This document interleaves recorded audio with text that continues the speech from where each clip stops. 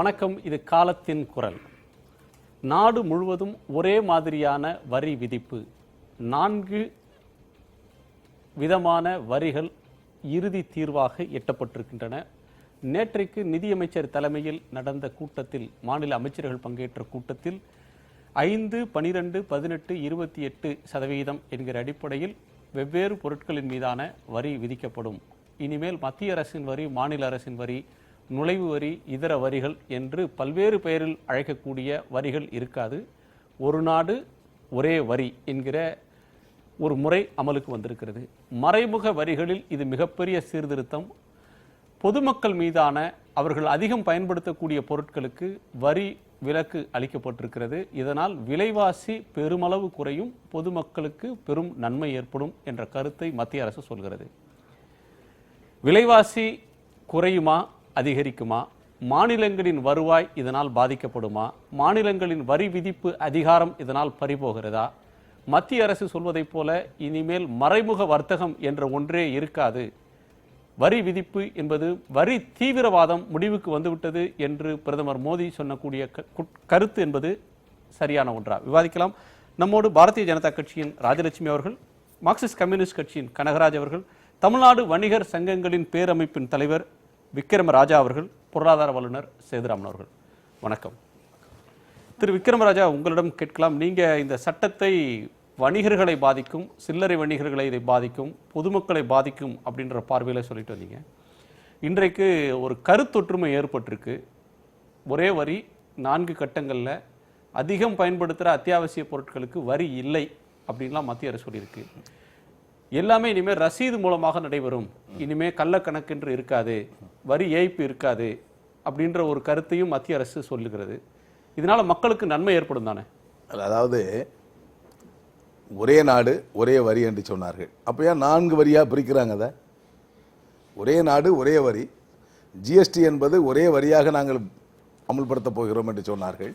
வித்தியாசமான வரி விதிப்புகள் இருக்காது என்று சொன்னார்கள். இப்போ ஆரம்பிச்சிருக்காங்க. அதாவது சாதாரணமாக ஏழை எளிய மக்கள் பயன்படக்கூடிய பொருட்களுக்கு 5 விழுக்காடு வரி, மற்ற அத்தியாவசியமான அதாவது ஒரு ஆடம்பரமான பொருட்களுக்கு 26 விழுக்காடு வரை வரி விதிப்பு என்று சொல்லியிருக்கிறார்கள். இந்த 5 விழுக்காடு வரி விதிப்பு என்பது நிரந்தரமா இல்லை இறுதியான தீர்வா? நாளை வருங்காலத்தில் இது கூடாதா அப்படிங்கிற சந்தேகம் எங்களுக்கு இருந்து கொண்டிருக்கிறது. அதாவது ஜிஎஸ்டி என்பது ஒரே வரி விதிப்பு என்பது ஒரே எல்லாத்துக்கும் ஒரே சீரான வரி என்றுதான் ஆரம்பத்தில் சொல்லப்பட்டது. இப்பொழுது 4 கட்டமாக பிரித்திருக்கிறார்கள். இதுவே எங்களுக்கெல்லாம் ஒரு அச்ச உணர்வை ஏற்படுத்துகிறது. சாதாரணமாக நாங்கள் ஏன் அச்ச உணர்வுன்னு சொல்கிறோன்னு சொன்னால், அவங்க இனிமேல் கள்ளக்கணக்கே இருக்காது, 2ஆம் பட்ச கணக்கே இருக்காது என்று கோடிட்டு காட்டுவதெல்லாம் நாங்கள் ஏற்றுக்கொள்ள முடியாது. அதாவது கணக்கு காமித்து கொண்டிருப்பவர்கள் காமித்து கொண்டே தான் இருக்கிறார்கள். கணக்கு காமிக்காத வியாபாரிகள் என்று சொன்னால், இந்த குடிசை பகுதியிலே சாமானிய ஒரு 5,000 ரூபாய் 10,000 ரூபாய் முதலீடு செய்து வியாபாரம் செய்கின்ற வியாபாரிகள் தான் கணக்கு காமிக்காமல் இருக்கிறார்கள். ஆனால் இனி கணக்கு காமிக்க வேண்டும். இந்த ஜிஎஸ்டி வரியை முறைப்படுத்திய பிறகு கணக்கு காமிக்க வேண்டும் என்று சொன்னால் நடுநிலையார்கள், இப்போ ஒரு பெரிய ஒரு சூப்பர் மார்க்கெட்டு, பெரிய பெரிய நிறுவனங்கள் எல்லாம் கணக்கு எழுதுவதற்கு தனி அக்கௌண்டர் 2 அக்கௌண்டர் வச்சுருக்காங்க, ஒரு அழகாக லேப்டாப் வச்சுருப்பாங்க. அவங்க முறைப்படுத்தி கணக்கு காமிக்கலாம். 2வது மாதம் ஒரு முறை ரிட்டர்ன் நம்ம சமர்ப்பிக்கணும். அப்படியெல்லாம் வருகின்ற பொழுது ஒரு மிடில் கிளாஸ் வியாபாரிகளும் ஒரு கம்ப்யூட்டர் வைத்துக்கொண்டு அவர்கள் கணக்கை பராமரிப்பதற்கு அவர்களால் இயலாது. சாதாரணமாக இன்றைக்கி சென்னையை பொறுத்த வரைக்கும் நீங்களாம் பார்த்தீங்கன்னா, ஒரு கடையில் கணவன் மனைவி இருந்தே வியாபாரம் செய்கிற கடைகள் கிட்டத்தட்ட 28 விழுக்காடு வியாபார கடைகள் இருக்கிறார். இப்போ சென்னை மாநகராட்சிக்கு உட்பட்ட பகுதியில் பார்த்தீங்கன்னா அது கொஞ்சம் குறைவாக இருக்கலாம். புறநகருக்கு போனீங்கன்னா இதே நிலைமை தான் அதிகமாக இருக்கிறது. ஆகவே அவர்கள் எல்லாம் கூட அந்த கணக்கை பராமரிக்க வேண்டிய, ஏன்னா 10 லட்சம் ரூபாய்க்கு வரைக்கும் கணக்கை காமிக்க வேண்டியதில்லை என்ற சட்ட விதிகள் இருந்தாலும் கணக்கு எழுதி காமிக்கணும். 10 லட்சம் ரூபாய்க்கு மேலே எங்களுடைய வியாபாரம் இல்லை, இதுதான் வியாபாரம் என்று காமிக்கணும். இதை அரசு துறை அதிகாரிகள் ஏற்றுக்கொள்ள வேண்டும். எத்தனை அதிகாரிகள் ஏற்றுக்கொள்ளக்கூடிய சூழல் இருக்காங்க என்பதை எனக்கு மரியாதைக்குரிய பாரதிய ஜனதா சகோதரி அவர்கள் விளக்கம் தரப்பட வேண்டும். ஏன்னா அதிகாரிகளை பொறுத்தவரையில் நாங்கள் ஆரம்பத்திலே கேட்டோம். 2வது இந்த மத்திய அரசு மரியாதைக்குரிய பிரதமர் மோடி அவர்கள் பொறுப்பேற்ற பிறகு ஒரு நல்ல ஆரோக்கியமான நிலை இருந்தது. சாதாரணமாக டெல்லியிலே நாங்கள் நேரடியாக சென்று நிதியமைச்சரிடத்தில் இந்த ஜிஎஸ்டி வரி விதிப்பினுடைய கொள்கையிலே பல்வேறு வேறுபாடுகள் வேண்டும் என்று நாங்கள் மனு கொடுத்த பிறகு நேரடியாக எங்களை அழைத்து டெல்லியிலிருந்து சேர்மன் உள்ளிட்ட தமிழகத்தைச் சேர்ந்த அதாவது நாடாளுமன்ற உறுப்பினர்கள் இவர்களெல்லாம் அழைத்து 5 பேர் கொண்ட குழுக்கள் எங்களை அழைத்து ஏறக்குறைய 3 மணி நேரம் விவாதம் செய்தோம். 3 மணி நேரத்தில் விவாதம் செய்த பொழுது நாங்கள் அவங்ககிட்ட கேட்டோம், எல்லா மாநிலங்களும் என்ன சொல்கிறாங்கன்னு கேட்டோம். உங்களுடைய கருத்துக்கள் தான் வலியுறுத்தப்படுகிறது என்று சொன்னார்கள். நாங்கள் சொன்ன கருத்து ஒருமுனை வரியாக இதை அமல்படுத்த வேண்டும். ஒருமுனை வரி என்பது இந்த பொருள் எங்கு உற்பத்தி செய்யப்பட்டு வெளியில் வருகிறதோ அங்கே நீங்கள் எல்லாத்துக்கும் டேக்ஸ் வாங்கிடுங்க. ஒரு சிங்கிள் பாயிண்ட், அதாவது முதல்ல பில் போடுறதுக்கு பில்லுக்கு மட்டும்தான் டேக்ஸ், இரண்டாவது பில் போட்டால் அதுக்கு டேக்ஸ் போட வேண்டிய அவசியம் இல்லை, மூணாவது பில் போட்டால் டேக்ஸ் போட வேண்டிய அவசியம் இல்லை, இவர்கள் அதிகாரிகளுக்கு சோதனை போட வேண்டிய அவசியம் இல்லை, நாங்கள் அதிகாரிகிட்ட கையை கட்டி நிற்க வேண்டிய அவசியம் இருக்காது என்பதை நாங்கள் கூடிட்டோம். அப்போது அந்த ஆய்வுக்குழு நண்பர்களும் சொன்னார்கள், இந்தியா முழுவதும் இதை வலியுறுத்தி கொண்டிருக்கிறார்கள்.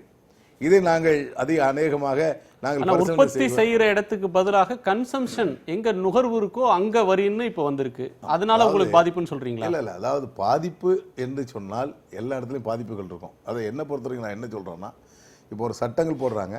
இப்போ இந்த ஜிஎஸ்டி வரி விதிப்பின் காரணமாக எத்தனை பக்கங்கள் சட்டம் போடப்படுகிறது, சட்டங்களுடைய விதிகள் என்ன என்பதை எளிமைப்படுத்த வேண்டும். இப்போ சாமானிய வியாபாரிகளுக்கெல்லாம் சட்டமாக தெரியுமா? எத்தனை பேர் படிச்சிருப்பாங்கன்னு நினச்சிங்க? இப்போ சமீபத்தில் நீங்கள் சென்னையில் பார்த்தீங்கன்னா பட்டாசு கடை போட்டிருந்தாங்க.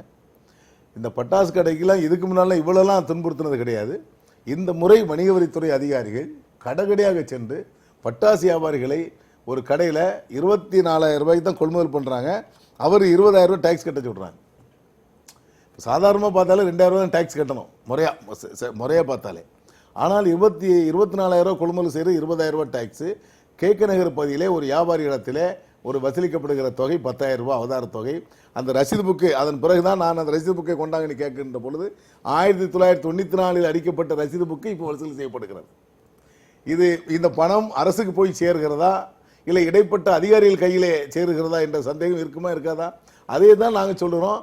சாதாரணமாக ஒரு சிங்கிள் பாயிண்ட் டேக்ஸ் என்று சொன்னால் அதை முறைப்படுத்திய பொழுது ஆரம்பத்திலே அந்த வரி விதிப்புகள் முழுமையாக அரசு கஜனாவுக்கு போய் சேர்ந்து விடும். அதிகாரிகள் தொல்லைகள் எங்களுக்கு இருக்காது. ரெண்டாவது, இவ்வளவு அதிகாரிகளே தேவையில்லை. இந்த அதிகாரிகள்லாம் வேற துறை கூட மாற்றக்கூடிய வாய்ப்பு இருக்கிறது.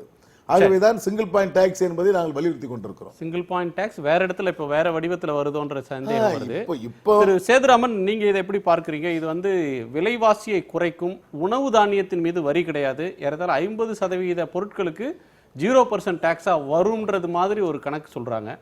எனவே இது சாதாரண மக்களுக்கு சுமையிலிருந்து விலைவாசி உயர்வு அப்படின்ற சுமையிலிருந்து விடுதலை அப்படின்ற பார்வை இன்னொரு பக்கம் வருது. மறைமுகமான வரிகள் அது தொடர்றதுனால, அது உயர்த்தப்படுறதுனால சாதாரணமாக எந்த பொருளை வாங்கினாலும் கட்டக்கூடிய வரி என்பது கூடுதலாகும் அப்படின்ற பார்வையை முன்வைக்கிறாங்க. திரு விக்ரமராஜா அவர்கள் சொல்றது மாதிரி எளிமையானதாக இது இல்லை, சாதாரண வர்த்தகர்களை இது பாதிக்கும், சிறு வியாபாரிகளை பாதிக்கும் அப்படின்னு சொல்ற அவரோட கன்சர்னை நீங்க எப்படி பார்க்குறீங்க? இல்லை, ஃபர்ஸ்ட் இந்த ஜிஎஸ்டி ரோல் அவுட் பண்ணுறது நம்ம வெல்கம் மூவாக தான் பார்க்கணும். For an economy it's a welcome move. But அதில் உள்ள இஷ்யூஸ்லாம் ஒன்று நம்ம பார்க்கும்பொழுது கன்சம்ஷன் பேஸ்ட் டேக்ஸாக மாறிடுது, ரைட்டுங்களா? That's point number 1. இப்போது பாயிண்ட் நம்பர் 2 என்னென்னா, பாயிண்ட் ஆஃப் மேனுஃபேக்சரிங் பாயிண்டில் உற்பத்தி செய்கிற இடத்துல பண்ணுற அந்த டேக்ஸு கன்சம்ஷனுக்கு போகுது. ஸோ நான் இது எப்படி பார்க்குறோன்னா, ஒரு பொருளாதாரம் வளர்கிறதுக்கு டேக்ஸ் தேவை. ஆனால் இந்த மாதிரி கேஸ்கேடிங் எஃபெக்டில் உள்ள டேக்ஸஸை மட்டுமே பார்க்காம அது இன்னும் கொஞ்சம் சிம்பிளிஃபை பண்ணலாம்.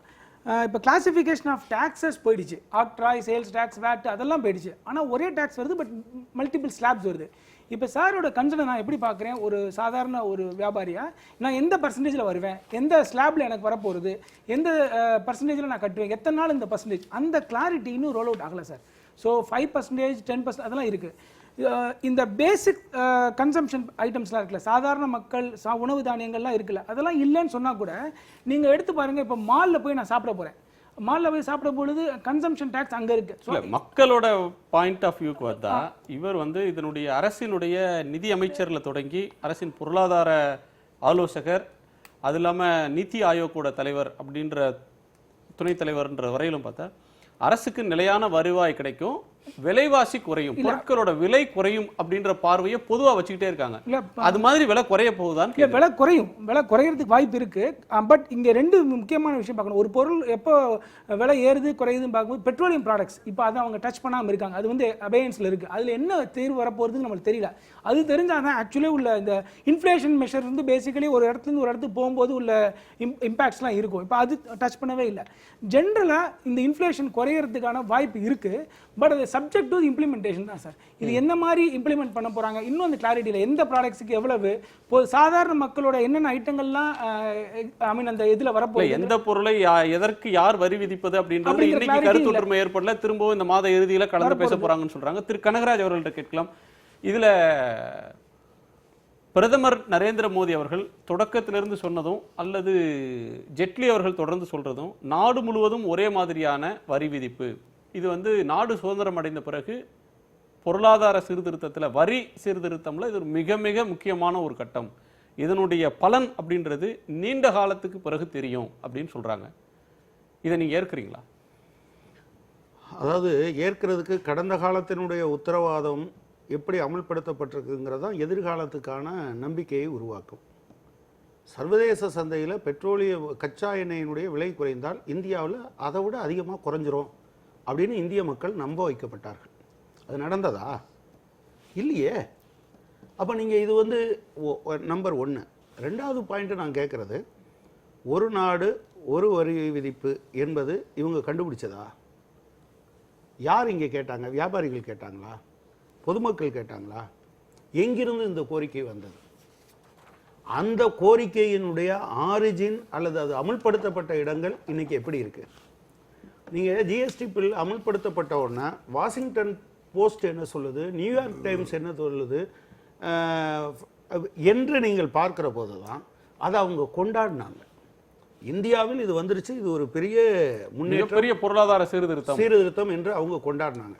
என் ஊரில் நடக்கிற ஒரு வரி சீர்திருத்தத்துக்கு அவங்க ஏன் கொண்டாடணும்? எது என்னன்னு கேட்குறேன். இப்போ அவங்க பசிபிக் ரீஜனில் இருக்கக்கூடிய 12 நாடுகள் அமெரிக்காவும் சேர்த்து ஒரு ஒப்பந்தம் போட்டிருக்காங்க. அந்த ஒப்பந்தத்தினுடைய சரத்து என்னன்னா, இந்த மீதி 11 நாடுகள்லையும் அவங்க சட்டம் விதிகள் நடைமுறையின் காரணமாக அமெரிக்காவில் இருக்கக்கூடிய எந்த கம்பெனியாவது நஷ்டமடைந்தால் அதற்கு அந்த நாடு பொறுப்பேற்க வேண்டும் என்று சொல்லப்பட்டிருக்கு. நான் என்ன கேட்குறேன், இப்படி ஒரு நாட்டில் இருக்க பத்திரிகையெல்லாம் உங்க ஊர் வரி சீர்திருத்தத்தை எதுக்கு கொண்டாடணும்? வாட் இஸ் நான் எப்போதுமே என்ன பார்ப்பேன்னா, உலகம் ஒரு சந்தை ஆயிடுச்சு. இப்போ வந்து தமிழ்நாட்டுக்கு ஒரு வரி, கர்நாடகாவுக்கு ஒரு வரி மாதிரி இல்லை. இப்போ வந்து இந்தியாவுக்கு ஒரு வரி, உலகம் முழுவதும் ஒரே மாதிரியான. உங்க ஊர்ல அமுல்படுத்தி ஒரே மாதிரி தானே வரி வச்சிருக்கீங்க. எதுக்கு பொத்துன்னு 2008 விழுந்தீங்க? உலகம் முழுவதும் ஏன் அமுல்படுத்தணும் நீங்க ஏன் சொல்றீங்க? உங்க ஊர்ல அது எல்லாம் ஒழுங்கா இருந்தா நீங்க ஏன் இவ்வளவு கஷ்டப்படணும்? எல்லாம் வந்து நீங்க கார்ப்பரேட் டெட் முழுவதும், கார்ப்பரேட்டினுடைய கடன் முழுவதும் நாட்டோட கடனாக மாறிச்சு. சரி, அமெரிக்காவோ ஐரோப்பாவோ அல்லது அங்க இருக்கக்கூடிய தாராள பொருளாதார கொள்கைகளை வலியுறுத்தக்கூடிய சக்திகளோ வரவேற்கிறதுனாலேயே இது தப்புன்ற முடிவுக்கு வந்துட முடியுமா? ஆமா ஆமா, யார் வேதம் ஓதுகிறார்கள் என்பதை பொறுத்துத்தான் அது சரியா தவறா என்று சொல்ல முடியும். சாத்தான் வேதம் ஓதுனா நீங்க ஏற்றுக்கொள்ள மாட்டீங்க. அப்படி அதானே நீங்க. அப்ப நான் என்னை பொறுத்தளவில் என்ன பார்ப்பேன்னா, இதை நிச்சயமாக அமெரிக்கா இதை வரவேற்றால் எங்கேயோ ஒரு பிரச்சனை இருக்கிறது என்று நான் கருதுவேன். நம்பர் 1. 2வது, நீங்க இதுல சொல்லியிருக்கக்கூடிய பல விஷயங்கள் நான் என்ன கேட்கிறேன். சேதுராமன் குறுக்கிடுறாரு, சொல்லட்டும் சார். இப்போ சாரோட பாயிண்ட் ஆஃப் வியூவில் வந்து அமெரிக்கா கொண்டு அந்த பாயிண்ட் மட்டும் நான் எடுத்துக்கிறேன். இது நம்ம எப்படி பார்க்கணும்னா, இந்த ரெட்டபிசம் நிறைய இன்டர்ஃபியரன்ஸ் ஃப்ரம் த ஆஃபீஸர்ஸ் எல்லாம் இப்போ சார் சொன்னாங்க, ஒரு அதிகாரி போய் பணம் கேட்குறாங்க, அந்த மாதிரி அந்த கான்செப்ட் எல்லாம் கம்ப்ளீட்டாக அபாலிஷ் பண்ணுறதுக்குரிய சிஸ்டம் தான் இந்த ஜிஎஸ்டி. ஒரு இடத்துல பண்ணியாச்சுன்னா அந்த ஆஃபீஸரே தேவையில்லை, அந்த அசிஸ்டிங் ஆஃபீஸரே டொனால்ட் ட்ரம்ப் இல்ல ஒரே ஒரு நிமிஷம். டொனால்ட் ட்ரம்ப் ரொம்ப நல்லா சொன்னாரு சார். எப்படி இல்ல ஒரே ஒரு நிமிஷம் சார்.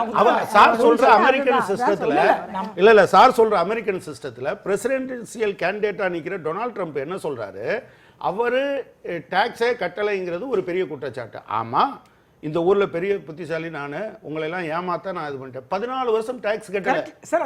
அது வந்து லூப் ஹோல் அவரை கண்டுபிடிச்சிருக்காரு. நீங்க நான் என்ன சொல்றேன்னா, இந்த லூப் ஹோலை இல்ல ஒரு நாடு சொல்லும்போது நீங்க என்ன சொல்றீங்கன்னா, இங்க அதை பயன்படுத்த தெரிந்தவர்கள் பயன்படுத்தி கொண்டே இருக்கிறார்கள். நீங்க வந்து அது லூப் ஹோல் எல்லாம் அடைக்கப்பட்டது என்ன சொல்வது எப்படி சரியா இருக்கும்?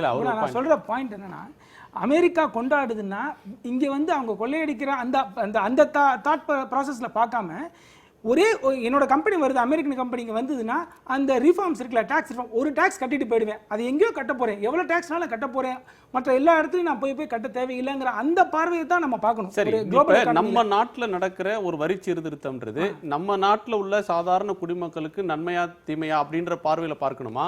அமெரிக்கால இருக்கிற கம்பெனி முதலீடு செய்கிறது, அவங்க இதை வரவேற்கிறாங்க, அவங்களுக்கு இது ஈஸியா இருக்கும் அப்படின்ற பார்வையில பார்க்கணும். குளோபல் எக்கானமில மார்க்கெட்ல உண்டாயிடுச்சு. அந்த ஆஸ்பெக்ட்ல பார்க்கும் பொழுது இந்த ரெட் டேபிசம் ஒவ்வொரு இங்க இருந்து அடுத்த ஆந்திராக்கு போறோம், அங்க உள்ள ஆபீசர்ஸ்க்கு சப்மிட் அந்த சலான் இந்த சலான் சப்மிட் பண்றதுக்கு மேல ஒரே ஃபார்மேட் இருக்கணும்ங்கற அந்த அடிப்படையில தான் நம்ம பார்க்கணும். ஈஸ் ஆஃப் பிசினஸ் கான்செப்ட்ல தான் இத நம்ம எடுத்துக்கலாம். நீங்க ஊழல் குறையும், வெளிப்படை தன்மை வரும், டிரான்ஸ்பரன்சிக்கு தான் கொண்டு வராங்க. இருக்காது நம்ம ஊர்ல இருக்கிறதுல இதுல அதிகாரிகளும் மற்றவர்களும் பலம் இது ஊழல் பெருகும் அவர் சொல்றாரு.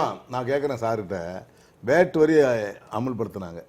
வேட் வரி அமல்படுத்தும் என்ன சொன்னாங்க? நாடு முழுவதும் ஒரே வரி விதிப்பு, மாநில மாநிலமாக ஓர் வரி விதிப்பு இருக்கின்றது மாற்றப்பட்டு வேட் வரி அமல்படுத்துகிறோம் என்று சொன்னார்கள். சொன்னாங்களா? அதே போல நாடு முழுவதும் ஒரே வரி விதிப்பா இருந்ததா? இல்லை நான் கேட்கறது மட்டும் ஆன்சரை பதில் சொல்லுங்க. ஏன்னா அப்பதான் இன்னைக்கு 18 சேனல் மூலமா பார்த்துக்கிட்டு இருக்க பல மக்களுக்கு இது புரியும். அப்போ அந்த நிலைப்பாடுகள் இருக்க இல்லாமல் தவறப்பட்டு மீண்டும் அது குளறுபடி ஏற்பட்டு ஒவ்வொரு மாநிலமும் தனக்கு எப்படிலாம் வரி விதிப்பு ஏற்படுத்த வேண்டுமோ அப்படிலாம் வரி விதிப்பு ஏற்படுத்தப்பட்டது. ஆனால் இதே நிலையில் தான் ஜிஎஸ்டி அமல்படுத்துகின்ற பொழுது ஒரே வரி அப்படி என்று ஆரம்பத்திலே சொன்னார்கள். இப்போ 4 கட்டங்களாக பிரிக்கப்பட்ட காரணம் என்ன? சார் சொன்னாங்க என்ன அத்தியாவசியமான பொருட்களுக்கெல்லாம் எவ்வளவு பொருட்களுக்கு 50% பொருளுக்கு வரி விலக்கு, வரி விதிப்பிலிருந்து விலக்கு தந்துட்டாங்க. 0% 50% வரி விதிப்பு பொருளுக்கு வரி விதிப்புன்னு சொன்னா நாங்க 100% ஏத்துக்கிறோம் சார். அதெல்லாம் ஒரு சார் நியாயமில்லாத பதில் சார். அதாவது 597 பொருட்களுக்கு வரி விதிப்பு இல்லாமல் இருக்கிறது. 597 பொருட்களுக்கு வரி விதிப்பே இல்லாமல் இருக்கிறது. அதாவது அத்தியாவசியமான பொருட்கள், சாதாரண ஏழை எளிய மக்கள், நடுத்தர மக்கள், மேல்தட்டு மக்கள் வரை அன்றாடு பயன்படுத்தக்கூடிய அத்தியாவசியமான பொருளுக்கு 597 பொருட்களுக்கு வரி விதிப்பு இல்லாமல் இருக்கிறது. ஆனால் இப்பொழுது வெறும் 97 பொருட்களுக்கு மட்டும்தான் வரி விலக்கு கொண்டு வரப்போகிறோம் என்று சொல்லுகிறார்கள். 97 பொருட்களுக்கு.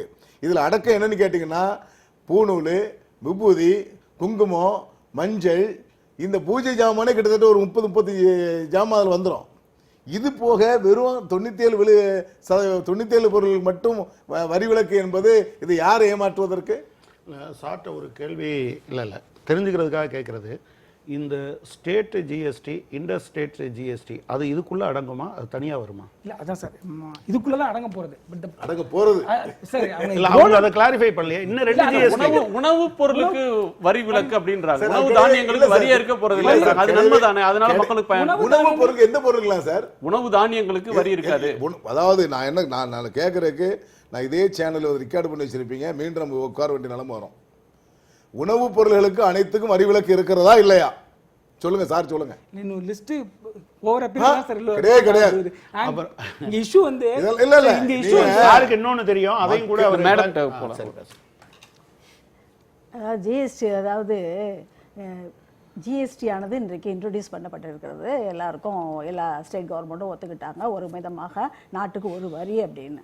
1947க்கு அப்புறம் இதுதான் வந்து இந்த மறைமுக வரியில் ஒரு இன்டைரக்ட் டேக்ஸில் ஒரு சீர்திருத்தம் கொண்டு வரப்பட்டிருக்கு.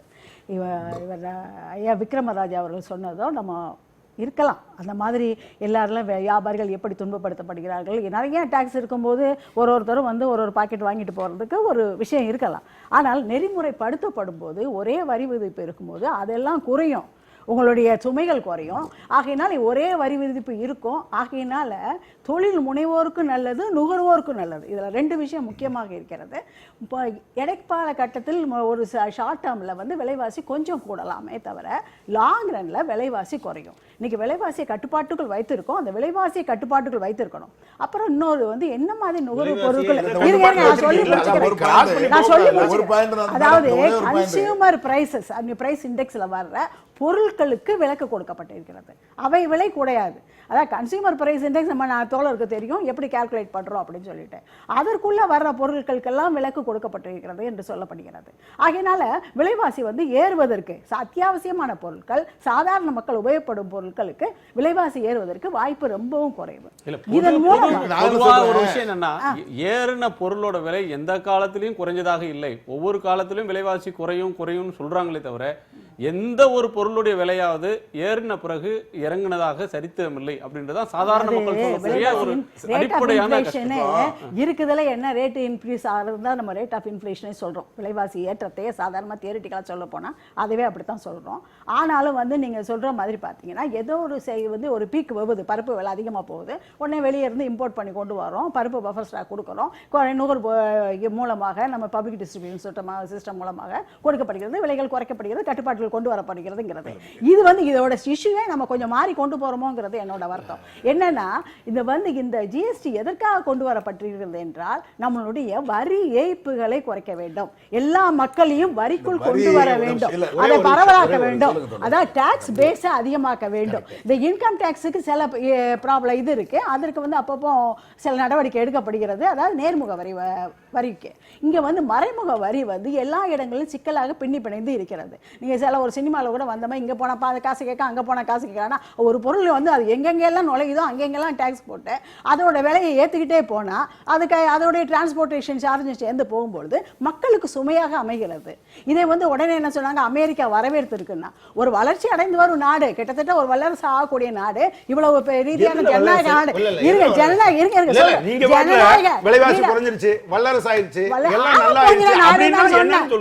ஏங்க அது சைனா வரவேற்றால் ஒரு நல்ல முடிவு சொல்ல முடியுமா, அமெரிக்கா வரவேற்றால் நல்ல முடிவு இல்லை பொருளாதார வல்லுநர்கள் சொல்லி இருக்கிறார்கள். இப்படி ஒரு எந்த பொருளாதார வல்லுநர் சொல்லுங்க, எந்த பொருளாதார வல்லுநர் பேரை சொல்லுங்க மேடம். அப்படி சொல்லாம நீங்க ஜெனரலா சொன்னீங்கன்னா எல்லாம் பாக்குறாங்க. ஜிஎஸ்டி சைனாவும் வரவேற்குது.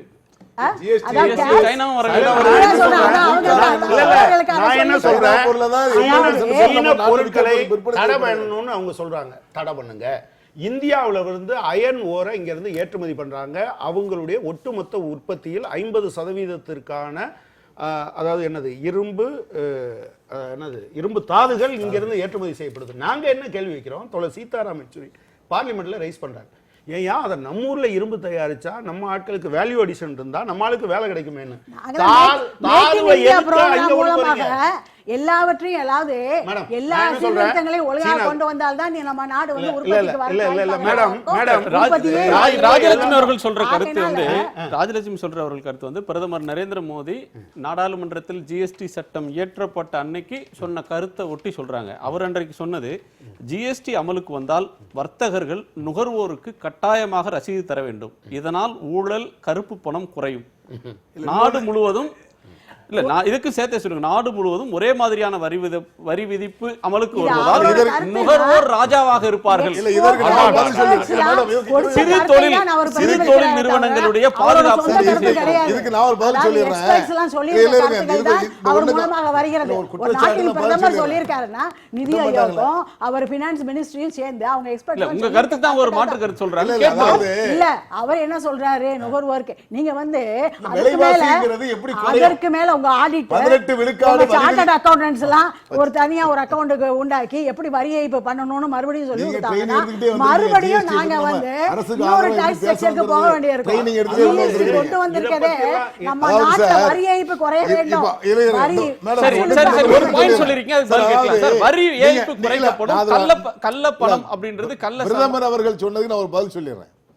வியாபாரிகள் கட்டாயமாக ரசீது தரப்பட வேண்டும், ஏன் பொதுமக்கள் கட்டாயமாக ரசீது கேட்டு வாங்க வேண்டும் என்ற வாசகத்தை சொல்லலாம்ல? உள்ள கிடையாது. நீங்க நல்லா புரிஞ்சுக்கிடுங்க. இன்றைக்கு இதுல இருக்கிற ராஜலட்சுமி மேடம் உள்ளிட்ட நம்ம இருக்கிறோம், ஒரு கடைக்கு போறோம், 14.5 14% டாக்ஸ் அப்படின்னு சொன்னா எப்ப பில் இல்லாம தரியான்னு கேட்கறது கேட்கமா கேட்க மாட்டோமா? அதாவது அந்த வழிமுறைகள் என்பது நீங்க மேடம் நல்லா கேளுங்க, ரெண்டு பேரும் சேர்ந்து பண்றீங்க. விலையேற்றம் நீங்க குறையும் சொல்றீங்க, எந்த வகையில விலையேற்றம் குறையும் சொல்றீங்க? ஏங்க, வரி விதிப்பு அதாவது 18 விழுக்காடு 26 விழுக்காடு வரி நுகர்வு விதிப்பு போட்ட நுகர்வு பிறகு பொருட்களுக்கு விலை எப்படி குறையும்? ஒரு இடத்துல 2 இடத்துல 3 இடத்துல 4 இடத்துல நீங்க இப்போ வரி போட்டு கச்சா எண்ணெய் விலை- அதோட விலையை கச்சா அது எண்ணெய் மேல விலை ஏத்திக்கிட்டே குறைஞ்சாலும் போனா டீசல் நிச்சயமா அதோட பெட்ரோல் விலை விலை கூட ஏறல. தான் செய்யும். குற்றச்சாட்டு தோழர் வச்சார். ஒரு நேரத்துல அதாவது நல்லா கேளுங்கம்மா, டேக்ஸ் 18 விழுக்காடு உயர்த்தப்பட்ட பிறகு 18ல இருந்து நாங்க 2% மேல சேர்க்கணும் சார். நல்லா கேளுங்க சார், 2% நாங்க சேர்க்கணும். காரணம் என்னன்னா, நாங்க ஒரு அக்கௌண்டன்ட் வைக்கணும், ஒரு ஆடிட்டர் ஃபீஸ் கொடுக்கணும், இதுக்கெல்லாம் சேர்த்து 2% சேர்த்து 20% அப்பவே விலை கூடும். 100 ரூபா பொருள் 120 ரூபா விலை. ஏற்கனவே 42% சில இடங்கள்ல இருக்க டாக்ஸ் வந்து 100 ரூபா பொருள் குறைந்து 120 ரூபா விலை. கட்டமைப்புக்கு கொண்டு வரப்படுகிறது. விலை ஏறும், விலை ஏறுமே தவிர விலை குறையாது. ஏறாது. சார், நீங்க நிச்சயமாக கேட்டிருக்கீங்க, ஒரு அவங்க பதில் ஆய்வு சொல்லட்டும், மேடம் கொடுத்திருக்கிறது.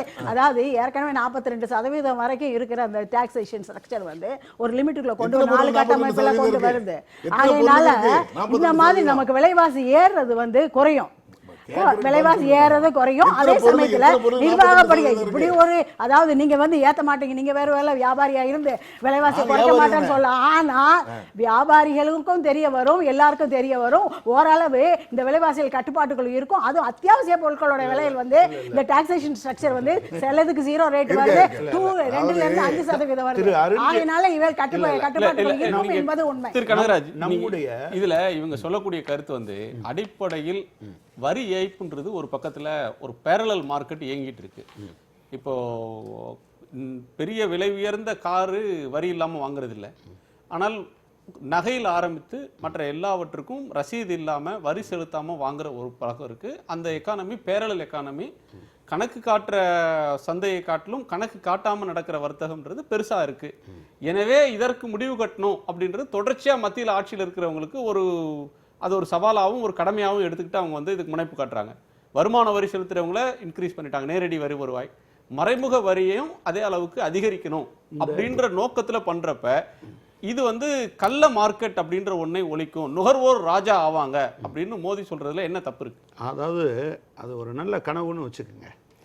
வல்லரசாவது நல்ல கனவு தான். நல்ல கனவு. இல்லைங்க, சாதாரணமாகவே ஒரு கோட்பாடு ஒன்னே ஒன்று அவர் பதில் சொல்லிக்கிறேன். சொல்லியிருக்காரு. டெமோக்ரஸிலேயே வந்து நுகர்வோர் தான் ராஜா. அவங்க வந்து அவங்க நுகர்வுச்சி பண்ணா, அவங்க டிமாண்ட் கொடுத்தாதான், தேவைகள் இருந்தாதான் நாட்டில் வந்து உற்பத்தியே ஏற்படும், மூலதனம் ஏற்படும், முதலீடு ஏற்படும். அதனால இந்த மோடி கொண்டு வரும் கருத்து, பிஜேபி கொண்டு வரும் கருத்து, அந்த கருத்து நல்ல கருத்துக்கள்லாம் எடுத்துக்கொண்டுதான் இன்னைக்கு பிஜேபி அரசு செயல்படுகிறது.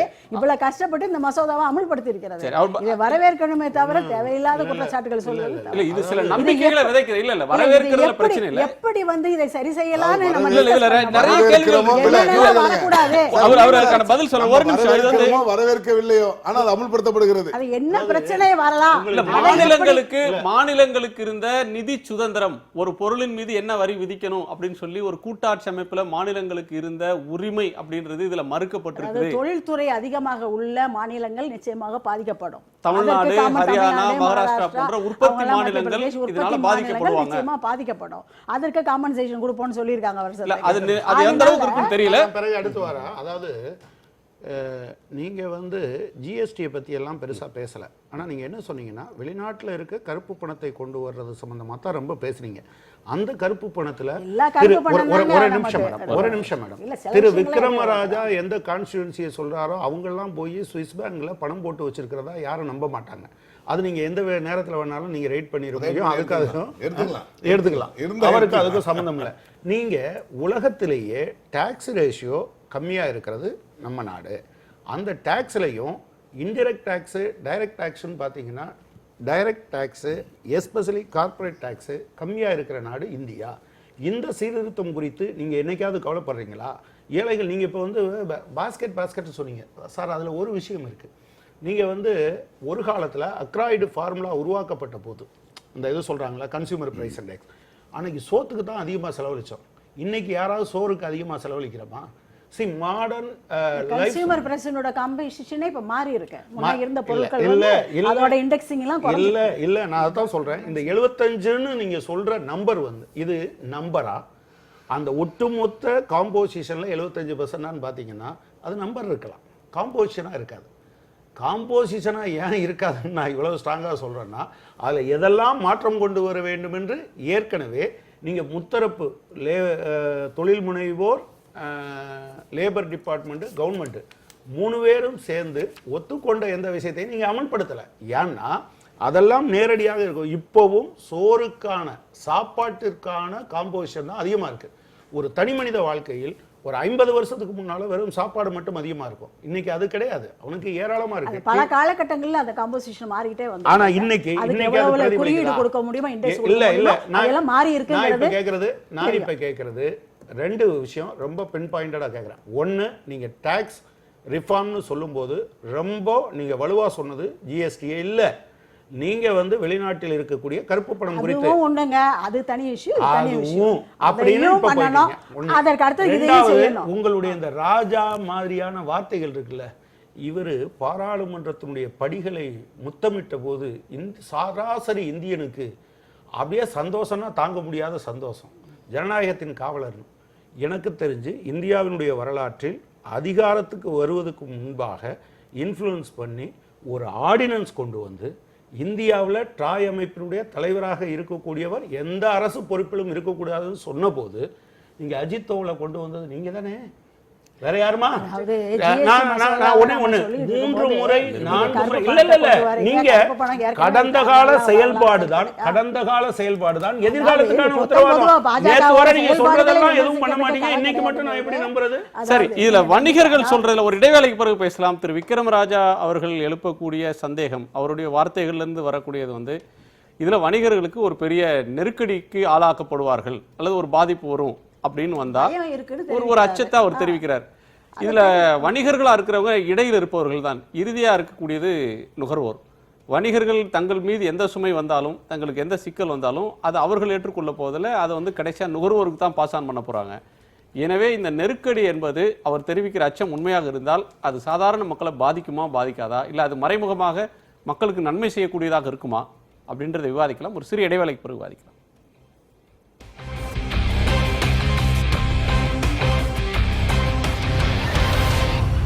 காலத்தின் குரல் தொடர்கிறது. தமிழ்நாட்டுக்கு இப்போ ஒரு பொருள் உற்பத்தி செய்யக்கூடிய இடத்துல முன்னாடி வரி விதிச்சிட்டு இருந்தாங்க. அதனால தமிழ்நாட்டில் ஒரு கார் உற்பத்தி செய்யக்கூடிய இடம் அல்லது தொழிற்சாலைகள் அதிகமாக இருக்கிற மாநிலத்தில் இதனால வரி அதிகம் நமக்கு கிடைச்சது. இப்போ எல்லா வரியும் விற்கக்கூடிய இடத்துல தான் வாங்க போறோம் அப்படின்றதுனால தமிழ்நாடு மாதிரியான மாநிலம், மகாராஷ்டிரா, ஹரியானா மாதிரி உற்பத்தி துறையில சிறந்து விளங்கக்கூடிய மாநிலங்களுக்கு பெரிய பாதிப்பு ஏற்படும். அதற்கான இழப்பீட்டை மத்திய அரசு முதல் 5 ஆண்டுக்கு தான் தருவோம் அப்படின்னு சொல்றாங்க. இப்போ இன்னைக்கு நம்முடைய தமிழ்நாட்டு சார்பில் கலந்து கொண்ட அமைச்சர் இந்த ஒரு ஆண்டுக்கு மட்டும் 34,000 கோடி இழப்பு வரும்ன்றாங்க. மத்திய அரசு மொத்தமாகவே எல்லா மாநிலத்துக்கும் சேர்ந்தே 50,000 கோடி தான் தர்றதுக்கு திட்டமிடுறாங்க. அப்போ தமிழ்நாட்டுக்கு பிரத்யேகமான அளவில் பெரிய பாதிப்பு வரும் இல்லையா? கண்டிப்பாக சார். இந்த ஜிஎஸ்டியை பொறுத்த வரைக்கும் 3 விஷயம் சார். நம்மளுக்கு மேனுஃபேக்சரிங் ஸ்டேட்ஸ் வந்து கண்டிப்பாக அஃபெக்ட் ஆகும். குஜராத், மகாராஷ்டிரா, தமிழ்நாடு இவங்கெல்லாம் கண்டிப்பாக அஃபெக்ட் ஆகும். அந்த அஃபெக்ட் காம்பன்சேஷனை கரெக்டாக ரெப்ரசன்ட் பண்ணும்பொழுது சென்ட்ரல் கவர்மெண்ட் என்ன பண்ணுறாங்கன்றது அது பொலிட்டிக்கல் இஷ்யூ. கண்டிப்பாக அவங்க போய் அதை பார்கெயின் பண்ணி வாங்கிட்டு தான் வரணும். பட் அது ஒரு பார்ட். பட் அதனால ஜிஎஸ்டி இம்ப்ளிமெண்ட் பண்ணக்கூடாது, அந்த ஜிஎஸ்டி பண்ண வேணாங்கிற அந்த சாப்டருக்கு போகாமல் நம்மளுக்கு என்ன இது தண்டனை தானே. இப்போ நீங்கள் முறையாக காம்பன்சேஷன் தராமல் போனால் நன்றாக செயல்பட்ட ஒரு மாநிலத்தை தண்டிக்கிறது மாதிரி ஆயிடாதா? இப்ப நமக்கு கிடைக்க வேண்டிய வருவாய் வரலன்னா இங்க செயல்படுத்தக்கூடிய திட்டங்கள் பாதிக்கும். நீங்க ஒரு எக்கானமில ஒரு கண்ட்ரில எங்க வருமானத்தை வந்து இன்இக்வாலிட்டி பண்றதுக்கு தான் கவர்மெண்ட் முனைய ட்ரை பண்ணணும். அதுதான் டாக்ஸோட பேஸே. அது எப்படி பண்றாங்க? ஃபர்ஸ்ட் இன்டைரக்ட் டாக்ஸ்ல இப்ப ஜிஎஸ்டி மூலமா ட்ரை பண்றாங்க. பட் டைரக்ட் டாக்ஸ் சீரான வளர்ச்சி நியாயம், அதாவது முன்னேறின மாநிலம் பின்தங்கின மாநிலத்தை சமப்படுத்தணும் ரைட். அதுக்காக மேல முன்னேறி வந்துட்டு மாநிலத்தை தண்டிக்கிறது மாதிரி ஆயிடக்கூடாது. தண்டிக்காம இருக்கிறதுக்கு தான் அந்த இன்சென்டிவ், அந்த பேக்கேஜை கொடுக்குறாங்க. இப்போ என்ன இந்த பொலிட்டிக்கல் இஷ்யூவா பார்த்தீங்கன்னா நம்ம எவ்வளோ லாஸ் ஆக போகிறது, அதை வாங்கக்கூடிய அந்த சப்ஸ்டான்ஷியேட் பண்ணுறோம்ல ரெப்ரஸன்டேஷன், அதை வாங்குறது அது ஒரு முறை சார், அது பண்ணிடுவாங்க. பட் நான் என்ன சொல்ல வரேன்னா இந்த ஜிஎஸ்டினால பெனிஃபிஷியல் வந்து சார் மாதிரியான தொழில் பண்ணுறவங்க தான் நிறைய ஃபார்ம்ஸ் ஃபில்அப் பண்ணி சில மாநிலங்கள் சில ஆண்டுகளுக்கு முன்னால மத்திய வரி வருவாயை பிரிச்சு கொடுக்கறப்ப மக்கள் தொகையின் அடிப்படையில தர்றோம் அப்படின்ற ஒண்ண கொண்டு வந்தாங்க. அப்பவும் தமிழ்நாட்டுக்கு பாதிப்பு வந்தது. அப்போ வந்து தமிழ்நாடு வந்து மக்கள் தொகை கட்டுப்பாட்டை சிறப்பா செயல்படுத்தினதுனால நமக்கு கிடைக்க வேண்டிய வரி மத்திய அரசின் வருவாய் குறைந்தும் யாரெல்லாம் மக்கள் தொகையை ஒழுங்கா கட்டுப்படுத்தலையோ அந்த திட்டத்தை செயல்படுத்தலையோ அவங்களுக்கு அதிகமாக போன ஒன்று இருக்குது. இன்ஃபேக்ட் சார் இந்த இப்போ நீங்கள் சொல்கிற இந்த ராஜ்யசபா மெம்பர்ஸ் எவ்வளோ இருக்காங்க அதை பேஸ் பண்ணி தான் இந்த டைரக்ட் டேக்ஸ் ரிஃபார்ம்ஸை கொண்டு வர ட்ரை பண்ணிட்டு இருந்தாங்க. 39 நம்மகிட்ட இருக்கா, எவ்வளோ கலெக்ட் ஆகிறதோ டு தட் எக்ஸ்டென்ட் கொடுக்கணும்னு. இப்போ கனகராஜ் சார் சொன்ன மாதிரி தான் டைரக்ட் டேக்ஸ்ல அந்த ரீஃபார்ம்ஸ் போகிறதுக்கு பதிலாக ஜிஎஸ்டியில் வந்திருக்கு. டைரக்ட் டேக்ஸும் கொண்டு வந்து அந்த ரீஃபார்ம்ஸ் பண்ணினோம்னு வச்சுக்கோங்களேன், தென் இந்த வளர்ச்சி நல்லா இருக்கும். இப்போ இன்டைரக்ட் டேக்ஸில் ஃபர்ஸ்ட் கை வச்சிருக்காங்க, அதில் சில நிறைய அனாமலி இருக்கு. எந்த பொருளுக்கு எவ்வளவுன்னு தெரியல, 4 ஸ்லாப் இருக்கு. இப்போ சார் சொல்றாங்களே ஒன்றுன்னு சொன்னீங்களா, டேரெக்டாக 10% வச்சிருங்க அப்படின்னா எந்த பிரச்சனையும் இல்லை. இப்போ 5, 12, 18, 28 இருக்கும்பொழுது எது எந்த ஸ்லாப்னு தெரியல. அந்த அனாமலினால குழப்பம் தான் நிறைய விளைவிக்குது. ஸோ இன்டைரக்ட் டேக்ஸில் ஏற்படுத்தின இந்த ஜிஎஸ்டி ரிஃபார்மை டைரக்ட் டேக்ஸில் ஏற்படுத்தி மக்கள் சதவீதத்துக்கு அடிப்படையில் இப்போ தமிழ்நாட்டில் டைரக்ட் டேக்ஸில் கலெக்ட் ஆனது 6000 கோடியா, பேஸ்ட் ஆன் பாப்புலேஷன் 5000 கோடி எங்களுக்கு போகணும். அந்த ரீஃபார்ம்ஸையும் கொண்டு வந்தோம்னு வச்சுக்கோங்களேன், இட்ஸ் கப்பிள்டு வித் இந்த ஜிஎஸ்டி, இந்த டைரக்ட் டேக்ஸ். ஒரு நிமிஷம் சார்ட்ட ஒரே ஒரு கேள்வி மட்டும். இப்போ ஈஸ் ஆஃப் டூயிங் பிஸ்னஸை பற்றி எல்லாரும் பேசிகிட்டு இருக்கோம். இப்போ தமிழ்நாடு நீங்கள் வந்து மின்சாரத்தை உற்பத்தி பண்ணுறது, இன்ஃப்ராஸ்ட்ரக்சரை பண்ணுறது, 5 இயர்ஸ் டேக்ஸ் ஹாலிடே விடுறது எல்லாம் இருக்குது. நான் வந்து என் ஊரில் கன்சியூமர் அதிகமாக இருந்தால் போதும், கூடுதல் டேக்ஸ் வரும். நான் வந்து என் மாநிலத்தில் எதுக்காக கஷ்டப்பட்டு பிஸ்னஸ் பண்ணுறதுக்கான வழிமுறைகளை செஞ்சு கொடுக்கணும்? எனக்கு எந்த டேக்ஸும் வரப்போகிறதில்ல. ஏன்னா இதையெல்லாம் யாரும் கன்சியூம் பண்ணல. முதலீடுகளை ஈர்ப்பதிலே பாதிப்பு வரும்னு சொல்றீங்க.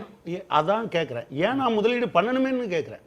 மாநில அரசாங்கமே எதற்காக ஒரு தொழிலை துவங்குவதற்கு நான் முதலீடு செய்ய வேண்டும்? ஏனென்றால் நான் முதலீடு செய்கிற எல்லாத்தையும் நான் கன்சியூம் பண்ண போகிறதில்ல, பக்கத்தில் இருக்க மாநிலத்துக்கு தான் நான் விற்க போகிறேன்னா நான் ஏன் இங்கே தொழில் இல்லை சார், இங்கே நீங்கள் வேறு மாதிரி சப்ஜெக்ட் கொண்டு போகிறோம். இப்போ 18% நான் ஒரு பொருளுக்கு டேக்ஸ் விற்கிறேன்னா 9 நான் வாங்கிடுறேன். ஸோ இந்த 9 நான் ஏர்ன் பண்ணோம்ல, அஸ் அ ஸ்டேட் ரெப்ரசன்டேஷன் எந்த கட்சி இருந்தாலும் இல்லை என்ன சிக்கல் வருதுன்னா, இப்போ வந்து ஹூண்டாய் கார் தொழிற்சாலைன்னு ஒன்று வருது, அல்லது நோக்கியா வருகிறது, ஏதோ இன்னொரு சென்கோபைன்னு வருது.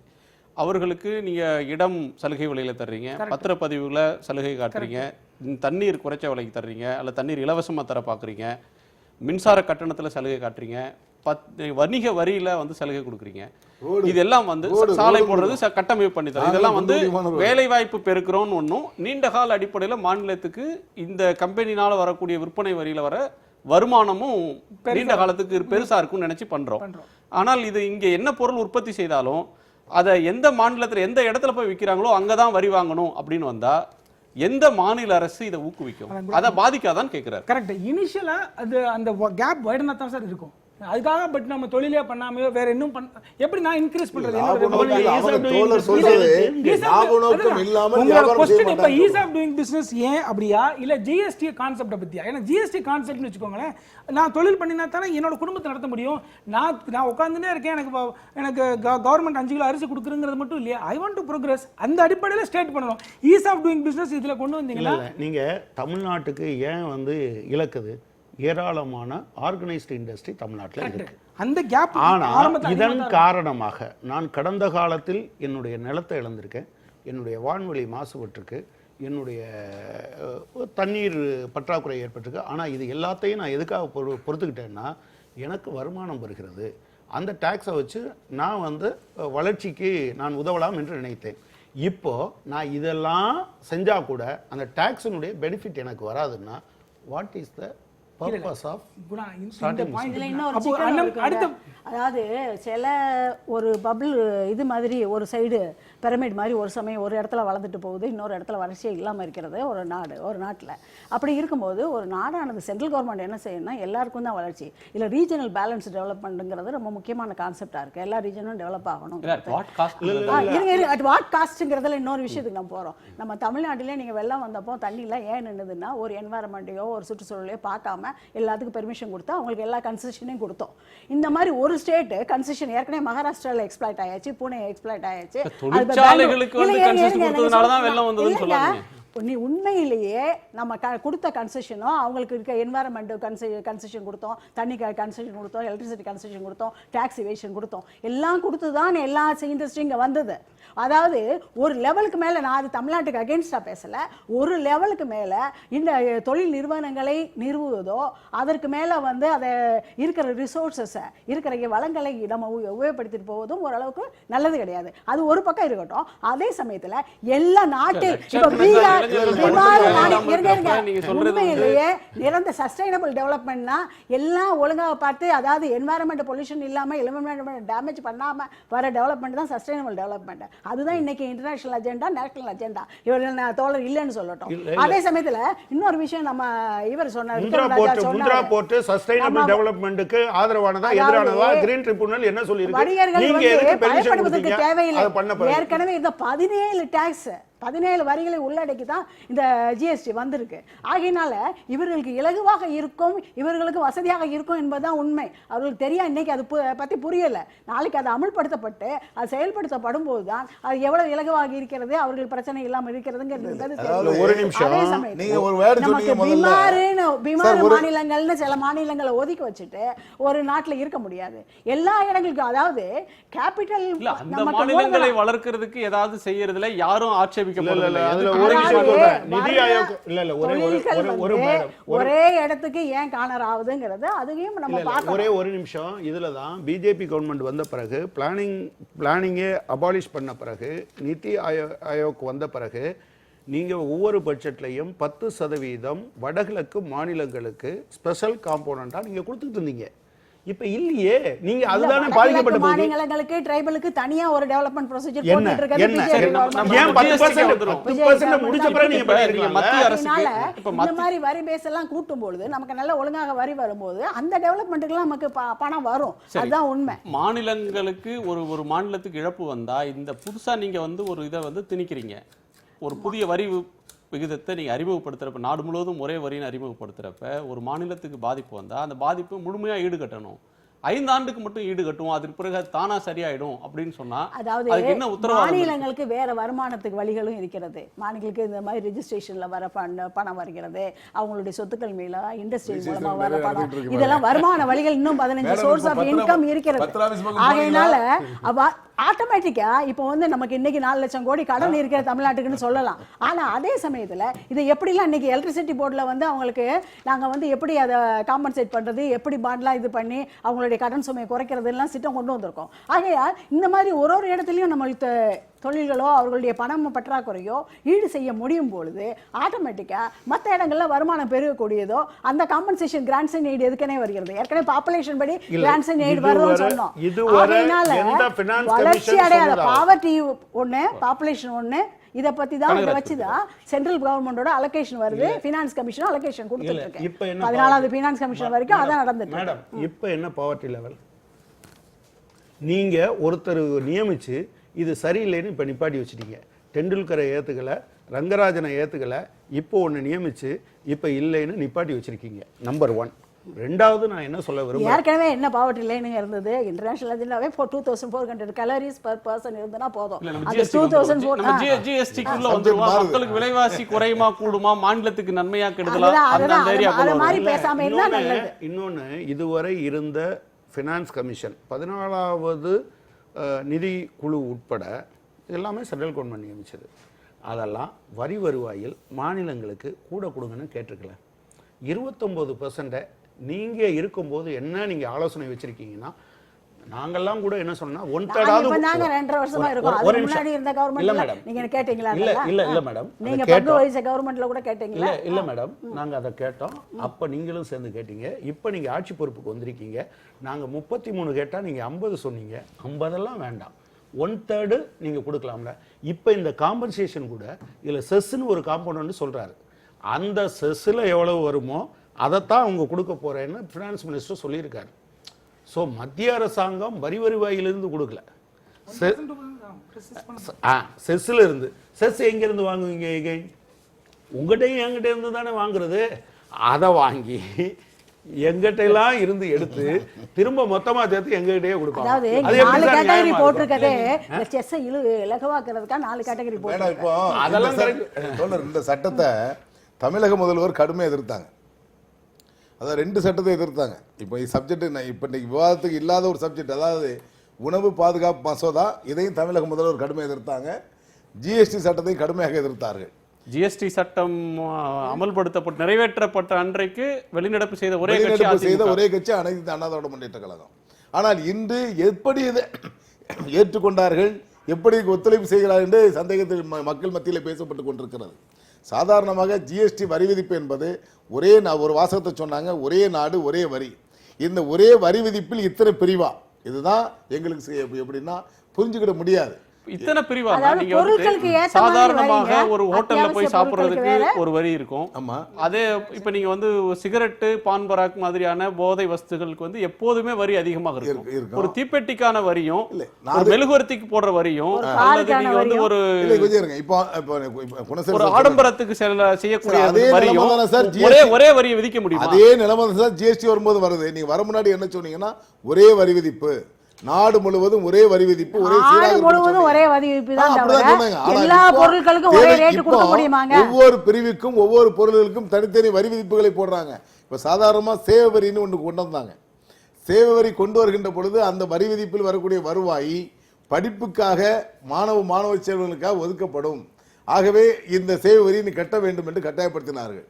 அதாவது ஏசிஆரை செய்யப்பட்ட ஹோட்டல், ஏசி செய்யப்பட்ட திருமண கூடங்கள் இந்த வரி விதிப்பில் அடக்கம். ஆனால் இன்று 93 விழுக்காடு பொருள்கள் இந்த சேவை வரிக்கு வந்துட்டோம். 7% பொருளும் இல்லை. இன்றைக்கு இந்த 5% இருக்கிற அந்த வரி காசையும் கல்விக்கு பயன்படுத்தல. அதுக்கு சிஏஜி சொல்லிட்டாரு. எல்லாம் அதுக்கு அது தான் அப்போ கல்விக்கு தான் வரி போடுகின்ற பொழுது மக்களை கவர்வதற்கும் அதுக்கு வியாபாரிகளை கவர்ச்சியாக பாதையில் கொண்டு செல்வதற்கும் ஒரே வரி விதிப்பு, சீரான வரி விதிப்பு என்று மத்திய அரசு அழைத்து கொண்டு எங்களை நடுவழியில் விட்டுவிடக் கூடாது. ஏன்னா வேட்டு வரி அமுல்படுத்துகின்ற நிச்சயமாக பொழுது நடுவழியில் விட வேட்டு மாட்டோம். வரி வாட்டு வரி அமுல்படுத்துகின்ற பொழுது அது தொடர்ச்சியாக போராடி சிறை சென்றவர்கள் நாங்கள். இன்று அந்த வரி விதிப்பு தோற்றதா வெற்றி பெற்றதா? தோற்று போனது. தோற்று போகவில்லை என்று சொன்னால் சரக்கு மற்றும் சேவை வரி என்ற ஜிஎஸ்டி சட்டம் அமுல்படுத்த வேண்டிய நிலைக்கு வந்திருக்காது.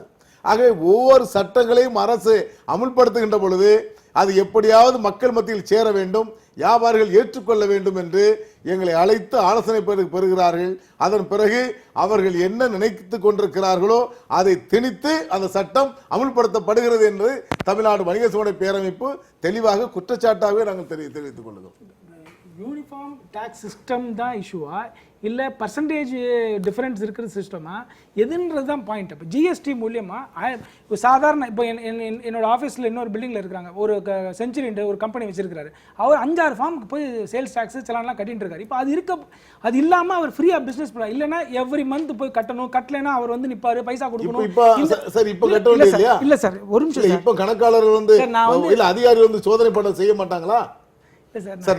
நான் கேட்கிறேன் சார், தயவு செய்து இந்த ஒண்ணு பதில் சொல்லுங்க சார். 100% 100% சார் தமிழகத்திலே ஒரு வியாபாரி 100% ஒரு சதவீதம் கூட மாறாமல் பில்லு கட்டி பில்ல டாக்ஸ் போட்டு வரி விதிப்புல கொண்டு பணம் கட்ட போறாரு. அங்க ஒரு குறி போடுறாங்க. அவர் சொல்றார் இதுல என்ன குறி, நான் எல்லாமே சரியா கேட்டிருக்கேன், இந்த குறியை பாருங்கிறாங்க. இங்க வந்து ஆடிட்டர் கேட்டா இது ஒண்ணு இல்லைங்க, ஒரே ஒரு குறி போடுறாரு, கவர்ல ஏதாவது வச்சு கொடுத்தீங்களான்னு கேட்கிறாரு. கொடுத்தாதான் குறி போகுன்னு சொல்றாரு. இந்த அளவிற்கு கொஞ்சம் முன்னாடி தோழர் சொன்னாங்கன்னு நினைக்கிறேன். ஒரு நீங்க தான் சொன்னீங்க தொலைக்காட்சியில ஒரு கடலெண்ண தயாரிப்பாளர் அதாவது லைசன்ஸ் எடுப்பதற்கு நான் எவ்வளவு ஒரு வெட்ட வெளிச்சத்தை கொண்டு வந்திருக்கிறார். எல்லாம் லஞ்சம் என்பது புறையேறி இருக்கிறது. நான் என்ன கேட்கிறேன், ஒழிக்கும்னு சொல்றாங்க ஒரு புறத்துல, நீங்க அதிகரிக்கும் சொல்றீங்க. அதிகரிக்கும் நல்ல அதாவது இவங்க லஞ்சத்தை ஒழிக்கணும்னா லஞ்சம் வாங்குற அதிகாரிய, லஞ்சம் வாங்கப்பட்ட அதிகாரிய, லஞ்சம் வாங்கியவர்களை என்ன நடவடிக்கை இந்த அரசு எடுத்திருக்கு இது வரைக்கும்? சாதாரண வியாபாரி ஒரு உப்பு நல்லா புரிஞ்சுக்கிடுங்க, உப்புல சைவம் உப்பு அசைவ உப்புன்னு இருக்கு தெரியுமா? உப்பு நம்ம பயன்படுத்துறோம் அன்றாட உணவுப் பொருள்ல சைவ உப்பு அசைவ உப்பு. தூத்துக்குடி மாவட்டத்தில் சிறு வில்லேஜ்ல ஒரு சிறு மளிகை கடை, நீ வந்து அசைவ உப்பை வித்திருக்கிறாய் என்று சொல்லி 6 மாதம் ஜெயிலு. அது போன்ற சின்ன வியாபாரிகள்லாம் இன்னும் என்ன விவரமே தெரியாம இருக்கிறாங்க. நீங்க பொருளாதார வல்லுநர்கள் சொன்னாங்க இந்த சட்டத்தை வரவேற்கிறான்னு சொன்னீங்க. இதே பொருளாதார வல்லுநர்கள் இந்தியாவில் சொன்னாங்க, நாடு முழுவதும் பொருளாதார தாக்கம் ஏற்பட்ட பொழுது நமது இந்தியாவை தாங்கி பிடித்துக் கொண்டிருக்கிறது உள்நாட்டு வங்கிகளும் உள்நாட்டு வணிகர்களும் என்று சொன்னார்கள். நீங்க நினைவுபடுத்திக் கொள்ள வேண்டும். வியாபாரிகள் இப்போ இல்ல, எங்களை பொறுத்த வரைக்கும் பெரிய கார்பரேட் கம்பெனி, இப்போ பெரிய நிறுவனங்கள் எல்லாம் இந்த சட்டத்தை வரவேற்கிறாங்க. சாமானியர்கள் நடுநிலையாளர்கள் தான் இதை நாங்க இப்போ பயப்படுறோம். இந்த சட்டத்தை சாமானியர்களுக்கு புரிய வைக்க வேண்டியது நம்ம மீடியாவோட கடமை. மீடியாவோட கடமை இல்லங்க, அரசோட கடமை. கன்ஃபியூஸ் பண்ணி நாங்க என்ன சொல்றோம், அரசு தெளிவாக தான் சொல்லி இருக்கிறது. 100 பக்கம் சட்டத்தை 100 பக்கத்துல சட்டத்தை போடுறத 10 பக்கமா கொடுங்கன்னு கேக்குறோம். 100 பக்கத்துல சட்டத்தை படிச்சு வியாபாரி என்னைக்கு படிச்சு என்னைக்கு கத்துக்கிட முடியும்?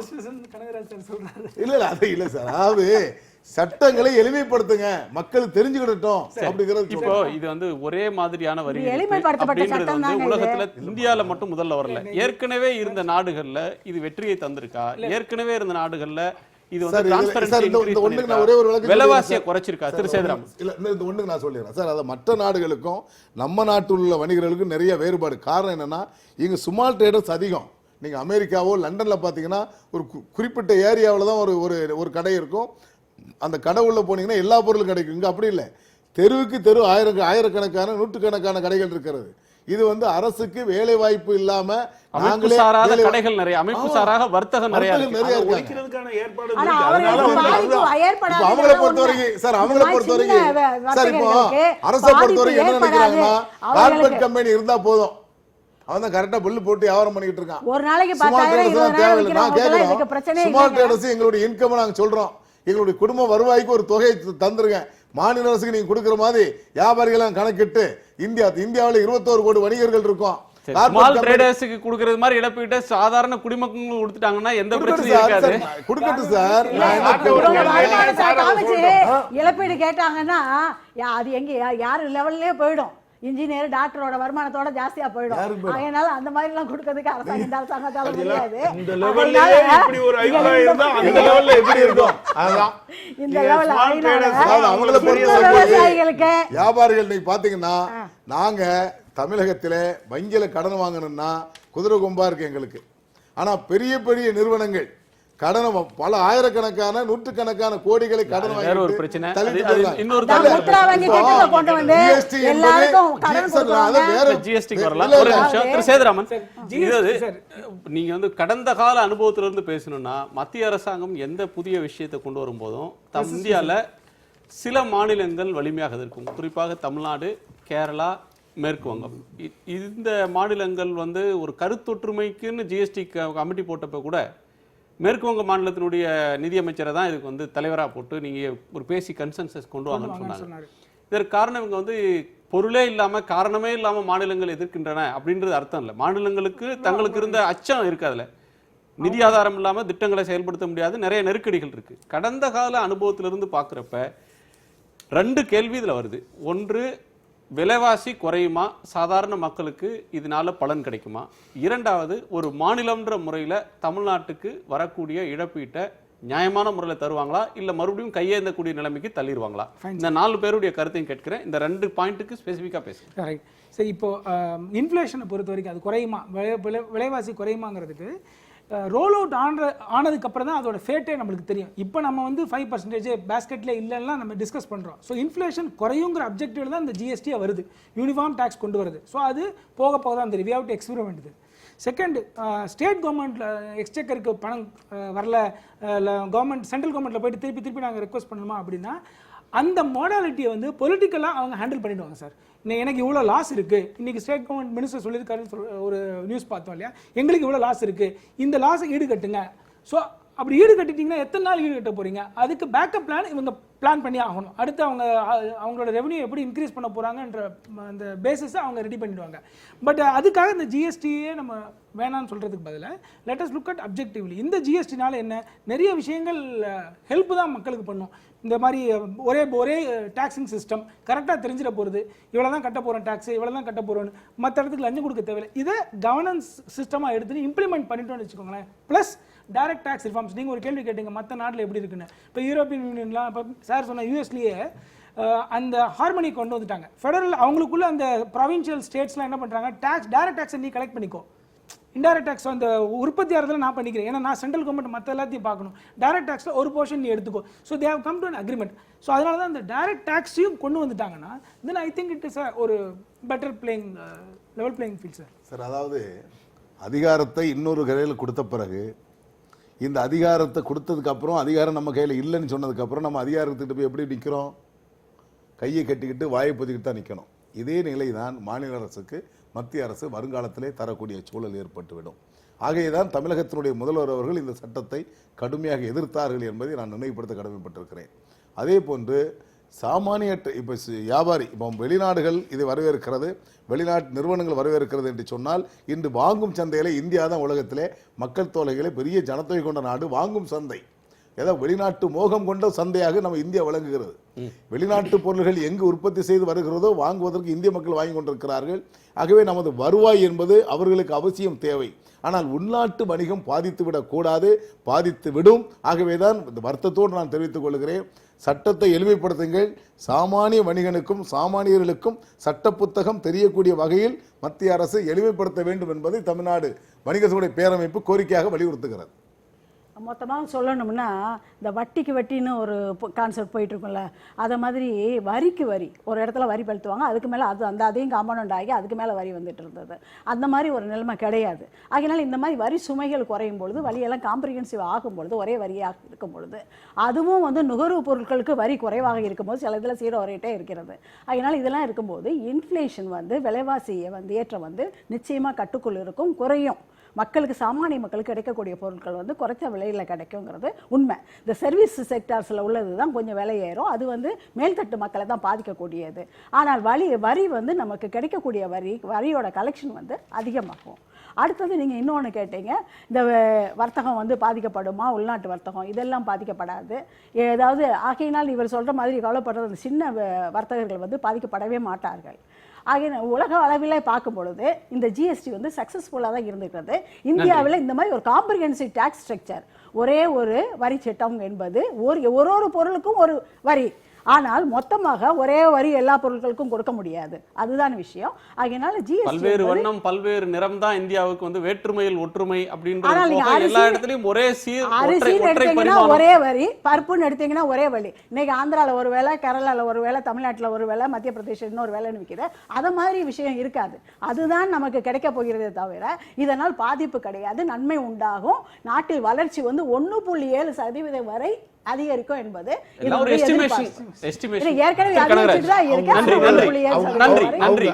சொல்றது மாதிரி இருந்தா எனக்கு ரொம்ப சந்தோஷம். ஆனா நம்ம பண்ணிருக்க இந்த ரிஃபார்ம்ஸ் எல்லாம் தாண்டி எங்க ஊர்ல இதெல்லாம் பண்ணிட்டோன்னு சொல்ற அமெரிக்காவில் கடந்த 8 வருஷமாக என்ன வளர்ச்சி வீதம்? IMF இந்த வருஷம் 3% சொல்லிச்சு, இப்ப 0.81 கம்மியா இருக்குன்னு சொல்லியிருக்கு. அடுத்த பெரிய பொருளாதார பிளாக்னு எடுத்தீங்கன்னா ஐரோப்பிய யூனியன், அது வந்து 1.6 தாண்டாது. அடுத்த பெருசு ஜப்பான் 0.5 சொன்னாங்க, 0.2 உலக வங்கி சொல்லியிருக்கு. ஒரே ஒரு நிமிஷம் எல்லா ரிஃபார்ம்ஸையும் இம்ப்ளிமெண்ட் பண்ண இவங்க 8 ஆண்டுகளாக இதுல இருந்து தாண்டி வர முடியலையா? இதுல ஒன்ன பண்ணோன்னா அவன் சொல்றதை வச்சுக்கிட்டு கொண்டாடுறதுங்கிறது எந்த வகையிலும் நியாயம் இல்லை. வழக்கம் போல இது சார் கூட சொன்னார், நீங்க கேட்டீங்கல்ல, அவர் ஆமா விலை குறைஞ்சிருச்சு, ஆமா பிசினஸ் அதிகமாயிருச்சுன்னு சொன்னாரா? டாக்ஸ் அங்க எங்க அது என்னது ஈக்விலிபிரியம் வந்துருச்சுன்னு சொன்னாரு. விலைவாசி குறைஞ்சிருக்குன்னா முன்னாலையும் இப்பவும் என்ன இருக்கு அப்படி எடுத்த இடத்துல இப்ப ஆஸ்திரேலியா, அமெரிக்கா, யூரோப்பியன் யூனியன்ல ஏற்கனவே வளர்ச்சி அடைந்த நாடு, அதுக்கு மேல ஒரு சதவீதமா தான் அவங்க ஏற முடியுமே தவிர மொத்தமா. இப்ப சைனால தான் 15% சைனாலையும் 7-8% வந்து இந்தியாவிலும் தான் அதிகமா வளர்ச்சி விகிதம் இல்லாம இருந்தது. அதுதான் விஷயமே. பிரபாத் பட்நாயக் சொன்னா நியாயம், அரவிந்த் சுப்ரமணியன் சொல்றாரு 7.9ங்கிறது வந்து ஃப்ராட் அப்படின்ட்டாரு. ஜிஎஸ்டி வந்து வர்த்தக நடைமுறைகள்ல ஒரு வெளிப்படைத்தன்மையை கொண்டு வரும் அப்படின்றத ஒரு ஒற்றை பெரிய விஷயமாக சொல்லுற கேள்வி இருக்கு. அது இம்ப்ளிமெண்டேஷன்ல இருக்கு சார். சரி, நன்றி. இதுல எதையும் வந்து மத்திய அரசு திணிக்க முடியாது. ஜிஎஸ்டி கவுன்சில் ஒன்னு வச்சுட்டாங்க, அதுல ஒரு ஒற்றை ஒரு பாசிட்டிவான அம்சம் அதுல இருக்கு. எல்லா மாநில நிதியமைச்சர்களும் எல்லா மாநில அமைச்சர்களும் அதுல வந்து உறுப்பினர்கள். 3/2 பெரும்பான்மையின் அடிப்படையில தான், மெஜாரிட்டியின் அடிப்படையில தான் முடிவுகள் எடுக்கப்படும். ஓட்டிங் ரேட் எவ்வளவு அப்படின்ற அடிப்படையில வந்திருக்கு. எல்லா அமைச்சர்களுக்கும் ஒரு ஓட்டு தானே? இல்ல அவர்ட்ட சார்ட்ட கேளுங்க. சென்ட்ரல் கவர்மெண்ட் தான் வச்சிருக்காங்க. Central government overriding rights வச்சிருக்காங்க. இந்த இறுதி முடிவை இவங்க என்ன முடிவு எடுத்தாலும் நாடு வந்து ஃபெடரல் செட்டப், சென்ட்ரல் கவர்மெண்ட் வந்து அது ஒழுங்கா நடக்க வேண்டுமா, இந்திய அரசு கூட்டமைப்பு சரி பெரும்பான்மை கருத்து போறாங்க. பெரும்பான்மை அது நிதியமைச்சர்களுக்குள்ள அல்லது வரி அமைச்சர்களுக்குள்ள வரக்கூடிய கன்சென்சஸ் அல்லது பெரும்பான்மை கருத்தின் அடிப்படையில் முடிவெடுக்க போறாங்களா, அல்லது எங்களுக்கு இதுலயும் அதிகாரம் இருக்கு, மத்திய அரசு சொல்வதுதான் இறுதி சொல் அப்படின்ற ஓவர் ரைடிங் பவர்ஸை காட்டுறாங்களா? இதனால சரி ஜனநாயகம் நடக்க போதா அல்லது ஒற்றை குரல் ஒலிக்க போகிறதா? ஒற்றை ஆட்சி வந்து ஒற்றை வரி அப்படின்றது வந்து ஒற்றை ஆட்சி அப்படின்ற இடத்துக்கு கொண்டு போதா அப்படின்றதையும் நிச்சயமா இருக்காது. அடுத்து வரக்கூடிய காலங்களில் பார்க்கலாம். அரங்கு வந்து உங்களுடைய கருத்துக்களை பகிர்ந்தோம். மிக்க நன்றி. மீண்டும் சந்திப்போம். நன்றி, வணக்கம். இது காலத்தின் குரல், திக்கெட்டும் பரவட்டும்.